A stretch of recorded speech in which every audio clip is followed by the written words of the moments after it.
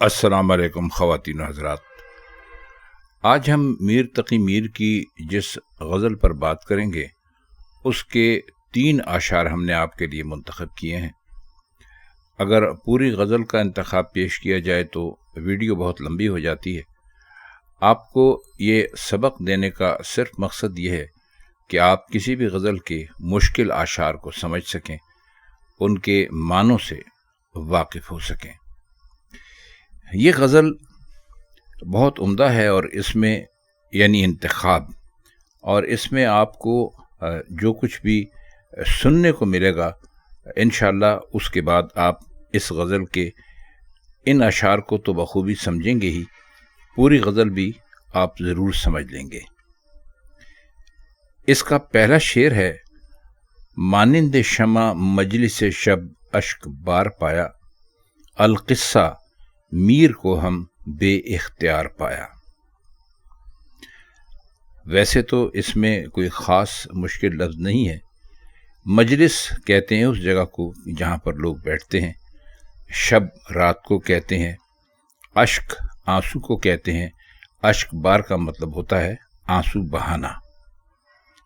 القصہ غرض کے، بے اختیار جس کا کوئی بس نہ چلتا ہو۔ اب اس پورے شعر میں جو لفظ قابل غور ہے وہ ہے القصہ۔ پہلے مصرعے میں تو کوئی خاص بات ہے نہیں، یوں سمجھ لیجیے کہ چلتے پھرتے ایک بات کہہ دی، سرسری سی بات کہہ دی۔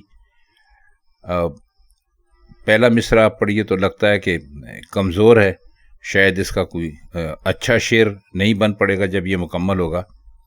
لیکن میر نے القصہ کہہ کر یہ ظاہر کیا کہ میر کی بے اختیاری اور بے چارگی کی تفصیلات اس قدر زیادہ ہیں کہ ہم بات کی وضاحت کیا کریں۔ اب پہلے اور دوسرے مصرعے کے درمیان بہت کچھ بے کہے چھوڑ دیا، یعنی بالکل تفصیلات پر نہیں گئے، لیکن صرف ایک لفظ سے سب کام نکال لیے۔ مقصد یہ ہے کہنے کا کہ رات کو بہت روئے، بے اختیاری کا عالم تھا، لیکن اس کی کیا وجوہات تھیں، اس کو القصہ میں سمیٹنے کی کوشش کی ہے۔ اب بے پناہ اس کی تفاصیل ہو سکتی ہیں۔ محبوب راضی نہیں تھا، محبوب نے محبت کا جواب محبت سے دینے سے انکار کر دیا، دنیا نے بہت پریشان کیا، ایک کے بعد دوسری مصیبت آتی چلی گئی، میر صاحب جو چاہتے تھے وہ نہ ہو سکا، اس کے الٹ ہو گیا، دعائیں قبول نہیں ہوئیں۔ غرض کے ایک آدمی کی زندگی میں اور ایک عاشق کی زندگی میں خاص طور پر جو تکالیف آ سکتی تھیں ان کو اس لفظ القصہ میں انہوں نے سمیٹ دیا۔ آپ بھی دیکھیے آج کل جب بات چیت ہوتی ہے اور ہم اگر کوئی آدمی اپنے بارے میں کسی گلے کا یا شکایت کا اظہار کرتا ہے تو وہ یہ کہتا ہے کہ بھئی میں وہاں گیا، وہ مجھے نہیں مل سکے، اس کے بعد میں واپسی میں کوئی گاڑی تلاش کرنے کی کوشش کی، وہ بھی نہیں ہوا، بہت زیادہ گرمی تھی، اور اس کے بعد پھر وہ اس بات کو یہاں تک چھوڑ کے بجائے اس کے کہ وہ مزید تفصیلات بتائے، کہتا ہے القصہ میں ساری رات یا سارا دن بہت زیادہ پریشان رہا۔ تو اس لفظ القصہ میں میر صاحب نے اپنی تمام جو پریشانیاں تھیں جن کا ذکر ابھی ہم نے آپ سے کیا ہے ان سب کا احاطہ کیا ہے، ان سب کو سمیٹ لیا ہے۔ اس لیے اس لفظ کو ہم کہہ سکتے ہیں کہ یہ واقعی معنی خیز ہے، اور اس میں نہ کرنے کے باوجود بھی بے شمار وضاحتیں میر صاحب نے کر دی ہیں۔ اب اس میں ایک دوسرا لفظ ہے، وہ ہے بے اختیار۔ اس کے بھی بہت سارے معنی نکل سکتے ہیں۔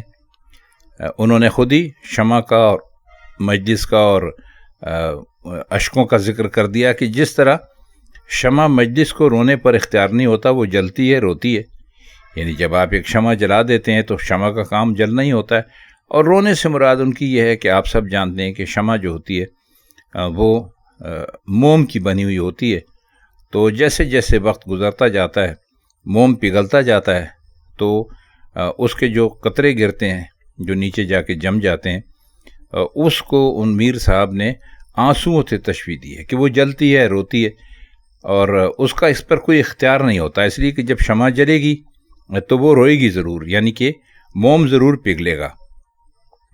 تو اسی طرح میر صاحب کو بھی اپنے جلنے اور اپنے رونے پر اختیار نہیں تھا۔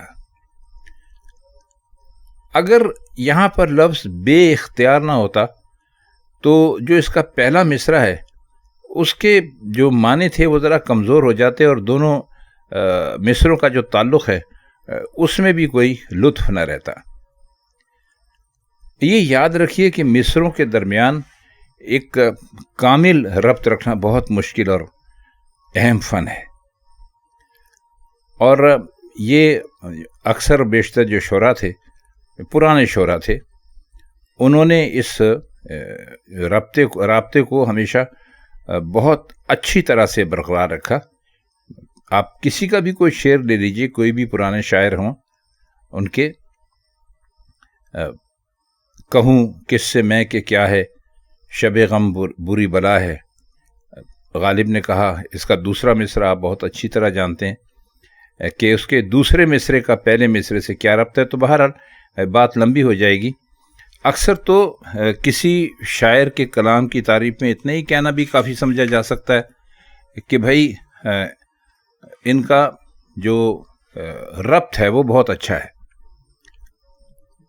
اب شعر میں زیر بحث جو مصرع ہے، جو پہلا مصرع، وہ ایک منظر پیش کرتا ہے کہ شمع مجلس کی طرح میر بھی رو رہا تھا۔ ظاہر ہے کہ بنیادی بات شمع سے ملتی جلتی ہے، اس کے مشابہ ہے۔ اگر مصرع ثانی میں کوئی ایسی بات نہ ہو جس سے شمع کی اشک باری یا رونے کی جو خاصیت ہے وہ ظاہر ہوتی ہو، تو یہ معلوم ہوتا ہو کہ شمع کس طرح اشک بار ہوتی ہے، تو دونوں مصروں میں ربط قائم رہے گا، اور میر صاحب یہ ربط قائم رکھنے میں کامیاب رہے۔ اسی لیے ہم اس شعر کو ان دو الفاظ کی بحث کے ساتھ سمیٹتے ہیں، اور اس شعر کو ایک بہت ہی اعلیٰ شعر آپ اس کو ضرور قرار دے سکتے ہیں۔ گو کہ جیسا کہ ہم نے شروع میں عرض کیا، اس کا جو پہلا مصرع ہے وہ ذرا قدرے کمزور دکھائی دیتا ہے، لیکن جب میر صاحب نے القصہ کہہ کر اور اس کے بعد بے اختیار یہ الفاظ جب استعمال کیے تو شعر میں بہت معنی بھی پیدا ہو گئے اور ربط بھی پیدا ہو گیا۔ اس کا دوسرا شعر ہے، شہر دل ایک مدت اجڑا بسا غموں سے، آخر اجاڑ دینا اس کا قرار پایا۔ شہر دل، دل کا شہر، اس میں کوئی خاص مطلب کرنے کی ضرورت نہیں ہے۔ اجڑا بسا کا مطلب کہ بھئی کبھی تو یہ خوش ہو گیا، کبھی یہ ناراض ہو گیا، یعنی کبھی بس گیا۔ اب کس وجہ سے بسا اور کس وجہ سے اجڑا؟ میر عشق و محبت کے شاعر ہیں، تو شاید ان کا اشارہ اسی طرف ہوا کہ کبھی محبت کو پا لیا اور کبھی محبت کو کھو دیا۔ تو وہ ایک کہتے ہیں کہ بہت عرصے سے، بہت ہی مدت سے، بہت وقت گزر گیا ہمارے ساتھ، یہی کھیل ہوتا رہا۔ کبھی ایسا ہوتا تھا کہ اجڑ جاتا تھا تو پھر بس جاتا تھا، لیکن آخر کار نوبت یہ آئی کہ یہ سوچا گیا کہ بھئی اس کو اب اجاڑ ہی دیا جائے، یعنی اس کے دوبارہ بسنے کا اب کوئی موقع نہیں ہے۔ اب یہاں اجڑا بسا تو روزانہ استعمال ہوتا ہے، میر صاحب نے بھی بہت اچھی طرح سے اس کو استعمال کیا، لیکن اس کے کئی معنی اور بھی نکل سکتے ہیں۔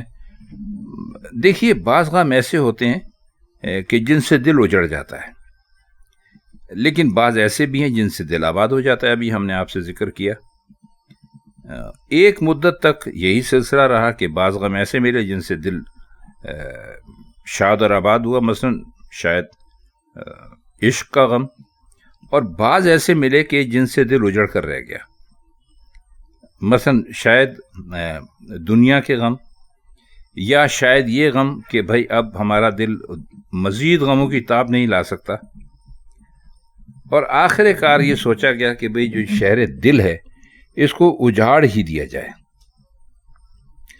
قرار پایا کا مطلب ہوتا ہے، آپ یہاں پر کر سکتے ہیں کہ فیصلہ ہوا۔ اب اسے مطلب لگتا ہے کہ کسی اور شخص نے یا کچھ زیادہ لوگوں نے مشورہ کیا اور اس نتیجے پر پہنچے کہ بھئی اب اس کو اجاڑ دینا ہی مناسب ہے. یعنی یہ جو میر کا دل ہے، اس کا جو شہر ہے، اس کو اب اجاڑ ہی دینا چاہیے. اب اس نتیجے پر پہنچنے والا شاعر خود بھی ہوتا ہے، جو شہر دل کا پوری طرح مالک نہیں ہے. اور شہر دل کا مالک اس لیے نہیں ہے کہ اس میں جو غم یا پریشانیاں آتی ہیں وہ اس کی مرضی کے بغیر آتی ہیں، اور ورنہ تو وہ اپنے دل کو ہمیشہ بسا کر رکھتا. یا وہ غم ہو سکتے ہیں جو اس شہر دل کے ساتھ آنکھ میں چوری کھیلتے رہے، یا معشوق ہو سکتا ہے، یا تقدیر ہو سکتی ہے، کچھ بھی ہو سکتا ہے. لیکن چونکہ بعض غم ایسے بھی ہیں جو دل کو اجاڑ دینے کا کام کرتے ہیں، اس لیے اجاڑ دینا قرار پانے سے شاید یہ مطلب یہ ہے کہ اب یہ فیصلہ ہوا ہے کہ اس کو صرف ایسے غم دیے جائیں جو اجاڑتے ہیں، آباد نہیں کرتے. لیکن پھر سوال یہ پیدا ہوتا ہے کہ یہ فیصلہ کیوں کیا گیا؟ کیا اس لیے کہ اس شہر دل کی تقدیر ہی ایسی ہے، یا اس لیے کہ اجاڑنے بسانے کا ایک کھیل اب قسمت تقدیر کے حوالے ہے، یا معشوق کے لیے اس میں کوئی دلچسپی نہیں ہے، یا اس لیے کہ اجڑنے اور بسنے سے جو مدت انہوں نے کہا ہے تو اس کا مطلب ہے کہ بہت طویل سلسلہ رہا، تو اب دل قابل ہی نہیں رہا کہ ان تبدیلیوں کو برداشت کر سکے. بہت سارے سوالات اس میں پیدا ہوتے ہیں. دوسرے مصرعے میں اجاڑ دینا کے معنی تباہ کر دینا بھی ہے. تباہ کرنا یعنی نیست و نابود کر دینا بھی ہو سکتے ہیں، لیکن بنیادی جو اس کا مطلب ہے وہ وہی رہتا ہے کہ جس دل کی آبادی صرف غموں سے ہو، اور پھر اسے ایسے غم بھی نہ ملیں جن سے دل آباد ہو سکے، تو اس کی بے رونقی کا کیا عالم ہوگا. بہرحال مختلف لوگوں نے اس شعر کے اس مضمون پر اشعار کہے ہیں. غالب کا شعر شاید آپ کو یاد ہوگا کہ وہ فارسی میں ہے، اس لیے ہم اس لیے اس کو نہیں پڑھ رہے ہیں کیونکہ پھر اس کا مطلب بہت طویل ہو جائے گا. احمد مشتاق کا ایک شعر ضرور ہے. انہوں نے یوں سمجھ لیجئے کہ غالب کے مضمون کو اچھا کہا ہے کہ موسم میں گل ہو کہ پتجھڑ ہو بلا سے اپنی، ہم کے شامل ہیں نہ کھلنے میں نہ مرجھانے میں. تو امید ہے کہ اس شعر کی ہم نے کافی وضاحت سے آپ کے سامنے اس میں جو کچھ بھی تھا وہ پیش کر دیا. تو یہ شعر اب آپ کی سمجھ میں اچھی طرح آ گیا ہوگا. اس کا آخری شعر ہے: آہوں کے شعلے جس جا اٹھتے تھے میر سے شب، وہاں جا کے صبح دیکھا مشتے غبار پایا. آہوں کے شعلے سے مطلب ہے کہ آہوں کی رونے پیٹنے کی صدا یا پکار سنائی دیتی تھی. تو کہتے ہیں کہ جب صبح اس جگہ پر ہم پہنچے تو وہاں پر ایک مشتے غبار یعنی ایک مٹھی خاک کے علاوہ اور کچھ بھی نہیں تھا. اب اس شعر میں یہ جو ایک اشارہ کیا گیا ہے وہ بہت ہی اچھا ہے. یہ پتہ نہیں چلتا کہ یہ جو مشتے غبار ہے یا خاک کی مٹھی ہے یہ میر کا ہی ہے.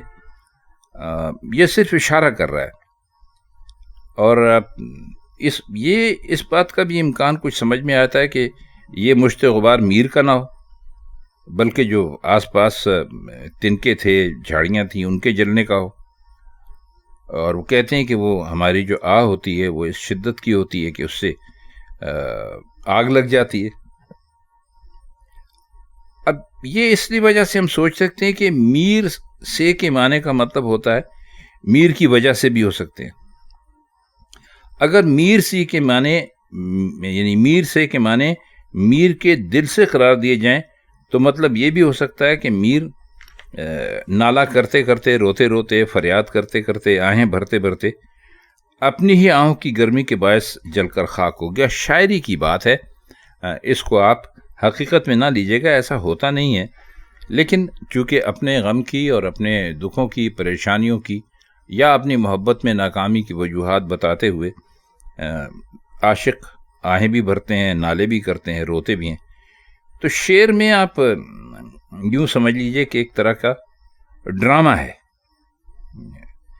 اور اس مضمون کو اسی ڈرامائیت کے ساتھ میر نے پہلے بھی ان کے ایک دیوان کے اندر یہ شعر ہے کہ ایک ڈھیری راک کی تھی صبح جائے میر پر، برسوں سے جلتا تھا شاید رات جل کر رہ گیا۔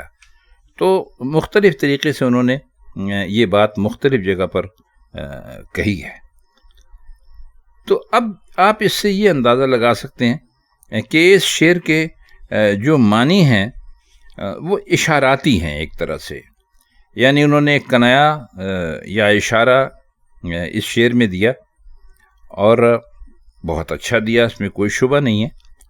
اور تو یہ شعر سمجھانے کا آپ کو مطلب یہ تھا کہ آپ اس شعر پر مزید توجہ دیں۔ دیکھیے ہم آپ سے بار بار جو کہتے ہیں یہ یاد رکھیے کہ اس قسم کے اشعار صرف سرسری یا گزرتے ہوئے چلتے پھرتے آپ کی سمجھ میں نہیں آ سکتے۔ اگر آپ کو اردو شاعری اور پرانی اردو شاعری سے دلچسپی ہے تو آپ اس کو بار بار پڑھیں، بار بار سنیں، تو انشاءاللہ اس کے معنی خود بخود نکلتے چلے آئیں گے۔ اور بعض اوقات ایسا بھی ہوتا ہے کہ جو معنی ہم بیان کرتے ہیں ہمارے سننے والے جب ان پر غور کرتے ہیں تو اس سے کہیں زیادہ بہتر معنی وہ دریافت کر لیتے ہیں اور ہمیں لکھتے ہیں، تو ہمیں بڑی خوشی ہوتی ہے۔ تو آج کی محفل میں اتنے ہی۔ آپ سے بس چلتے چلتے وہی درخواست ہے کہ اگر آپ کو یہ لیکچر اچھے لگتے ہوں تو ہمارے چینل کو لائک اور سبسکرائب ضرور کر دیا کیجیے۔ تو آج کی محفل میں بس اتنے ہی۔ انشاءاللہ میر غالب یا کسی اور استاد کی کسی اور غزل کے ساتھ آپ کی خدمت میں پھر حاضر ہوں گے۔ تب تک کے لیے ہم چاہتے ہیں آپ سے اجازت۔ خدا حافظ۔